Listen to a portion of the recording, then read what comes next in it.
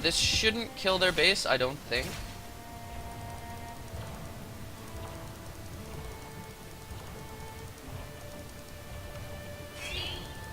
But we'll just capture the boss, and that'll seal the game.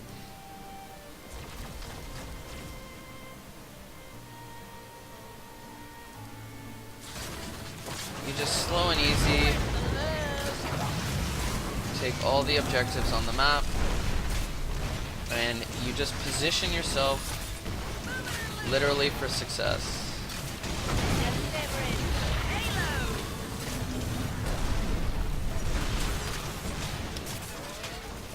And you're gonna see, I find I always, and I'm gonna call this, I always have the most structure damage and the most hero damage on Sergeant Hammer, and look at that. Most hero damage, most structure damage, almost by a multiple of 3.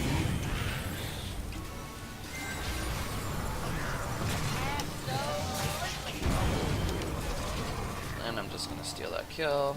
What's sweeter than that? Nothing.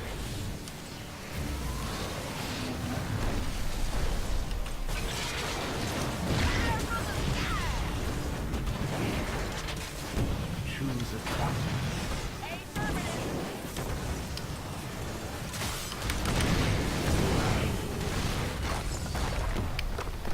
And it was all over so fast for them. Yeah. Leave my domain. If you just take all the XP, you starve your opponent out of XP, and you win. It's just that easy. Okay, so now post game, because I think that was a perfect game to show off Sergeant Hammer. So I'll only play the one. Post game. Oh, here's her master skin.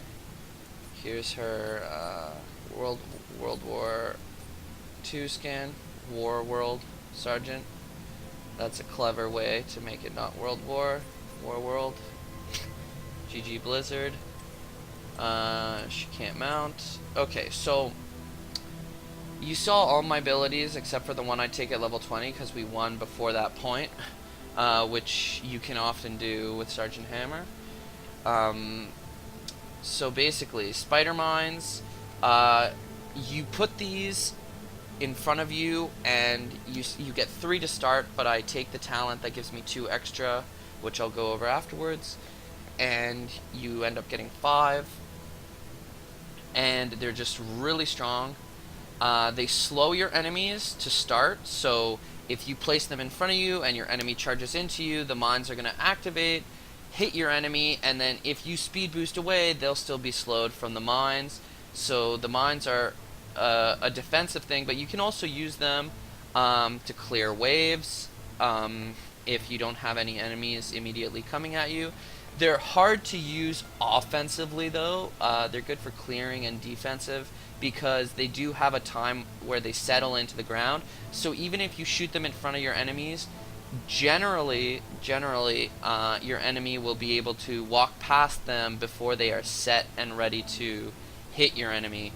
But I'll explain a little bit of how I used them offensively last game and sometimes against melee characters. So Concussive Blast knocks back enemies. This is also wave clear, and this one is purely defensive. There's like you can last hit people with it, but other than that, it'll get people out of your team's range. And it's generally bad to be used offensively. You use this when you want people to get off you most of the time.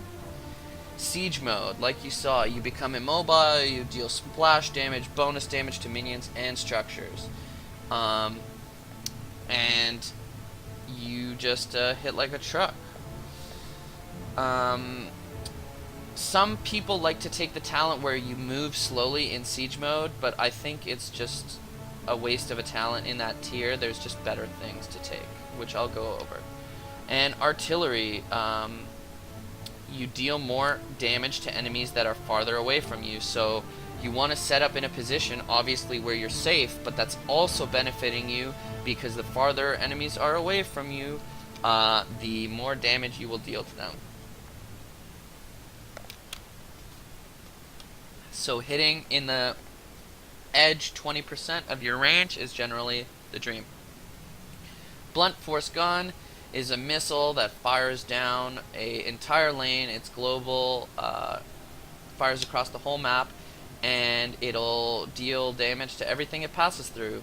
It doesn't deal a ton of damage, and there's a talent that buffs it so that every however many seconds, a missile will shoot again from essentially nowhere across the map in the exact same line that you last shot it. Yeah. Not great, in my opinion.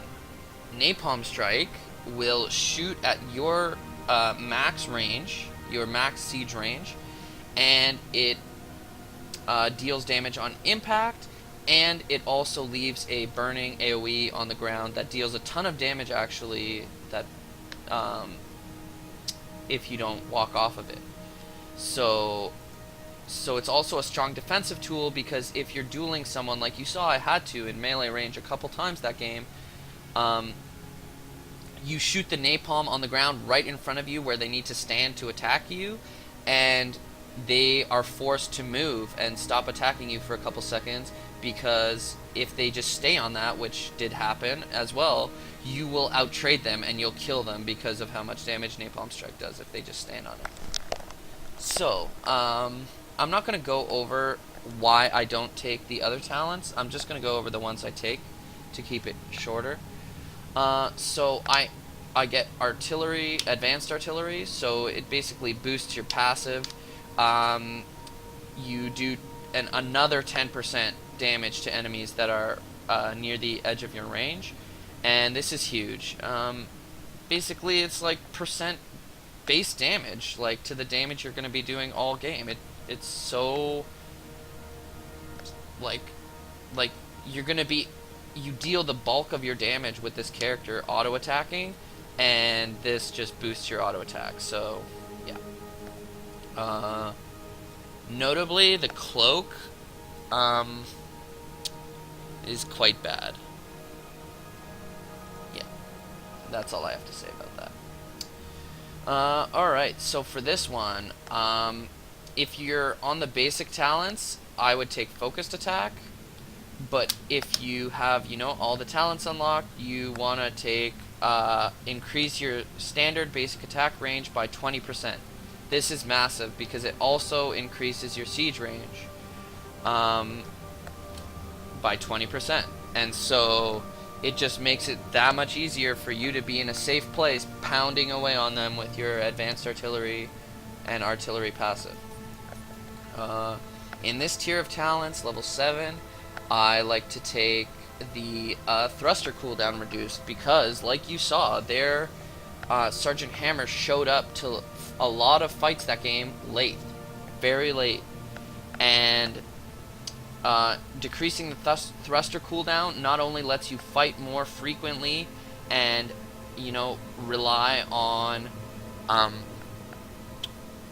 this as your escape mechanism, but it allows you to get around the map a lot faster because you don't have a mount. This hypercooling engines is the only thing that's going to allow you to essentially mount more frequently or get places better.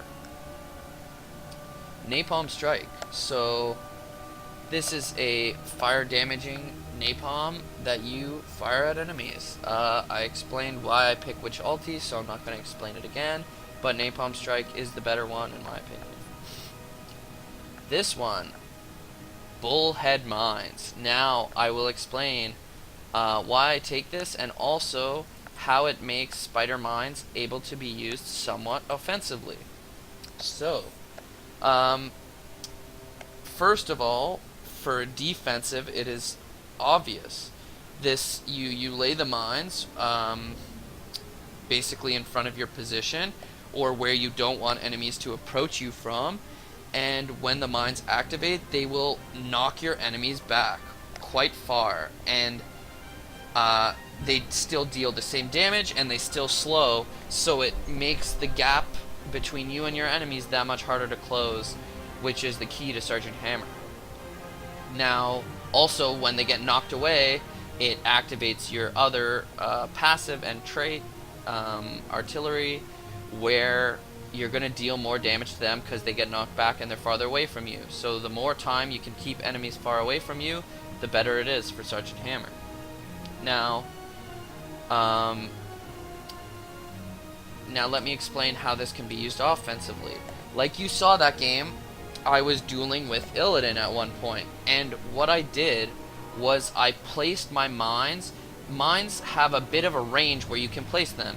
Normally you'll place it right near you so that enemies will be knocked away. However, I knew I was going to win the duel because he was standing on my napalm strike, like I've explained is a terrible idea, and I was winning the duel with him.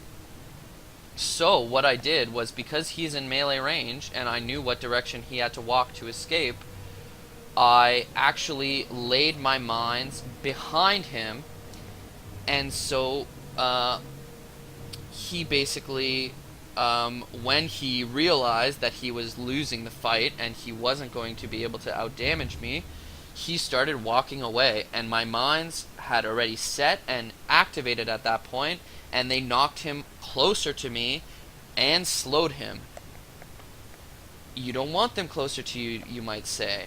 Yes, but you also do want to keep them in your range long enough to kill them. So that knocking him back towards me and slowing him kept him in my siege tank, in my siege mode range long enough for me to get enough attacks in that he would die.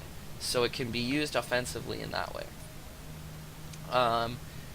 So this was the last talent tier you guys saw me pick up. I like to spawn 2 more mines because it's basically just more damage because you are they all do the same amount of damage and you're just getting 2 more of them. However, another good thing about it is that this gives you enough of a arc of mines that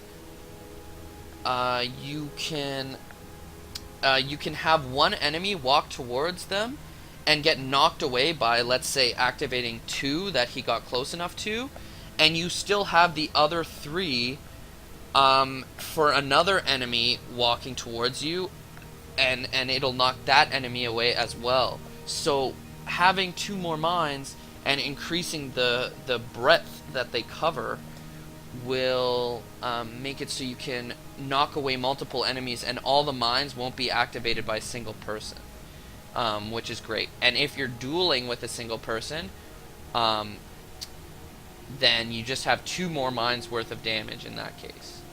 And it's not worth to move slowly in siege mode because every character in the game will still be able to keep up with you, and if you do get aggressed upon, you will still need to use your thrusters and leave siege mode. So this hover siege mode is just not good. I see a lot of people pick it up, and I don't think it's a good talent. Why else don't I think it's a good talent? Another reason is it doesn't add the ability to attack while moving. So you're still going to get the same number of attacks in, and you're not really able to chase people at this speed. So what's the point?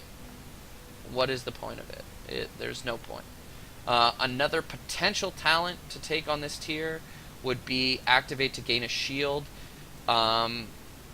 Is quite good if you're getting dived on a lot.